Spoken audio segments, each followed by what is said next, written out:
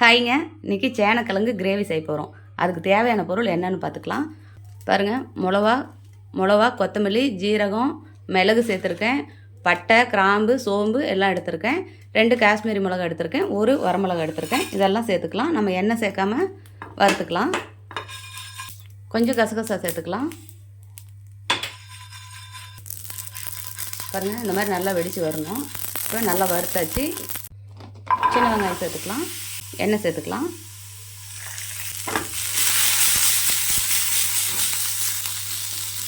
நல்லா வதங்கி வரட்டும். தேங்காய் ஒரு கைப்பிடி சேர்த்துக்கலாம். கூடவே 4 கடலை சேர்த்துக்கலாம். பொட்டுக்கடலை.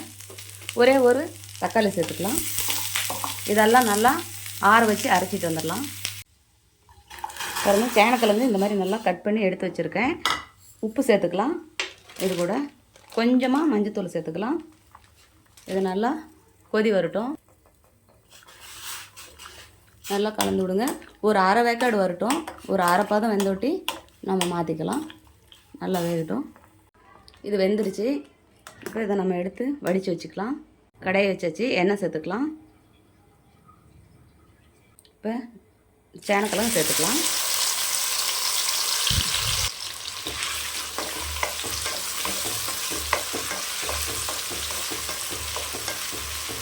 இந்த எண்ணெயில் நல்லா வேகட்டும்.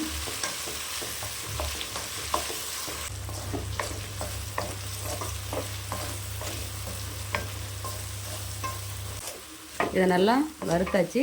இதை நம்ம இப்போ ஒரு பிளேட்டில் மாற்றிக்கலாம். இந்த எண்ணெய் வந்து இவ்வளோ சேர்க்கக்கூடாது. நம்ம இப்போ பொரிச்சிருக்கோம். கொஞ்சம் கூட எண்ணெய் இல்லாமல் ட்ரை பண்ணிக்கலாம். இதில் இருக்கிற எண்ணெயை அப்படியே சேர்த்துக்கலாம்.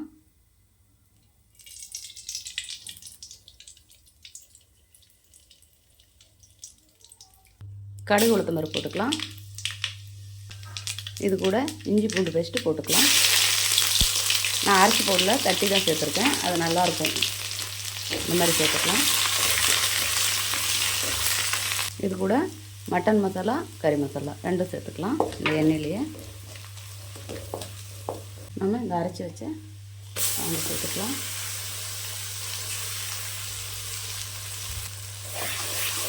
இந்த எண்ணெயிலே இந்த மாதிரி நல்லா ஃப்ரை பண்ணுங்க. சூப்பராக இருக்கும். அப்போ தான் கொஞ்சமாக இந்த ஜாரத்தில் ஒன்று தண்ணி சேர்த்துக்கலாம்.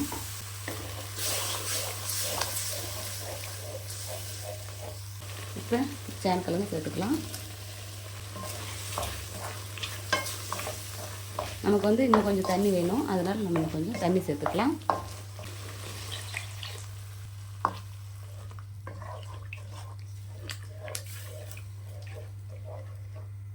நல்லா கொதி வரட்டும்.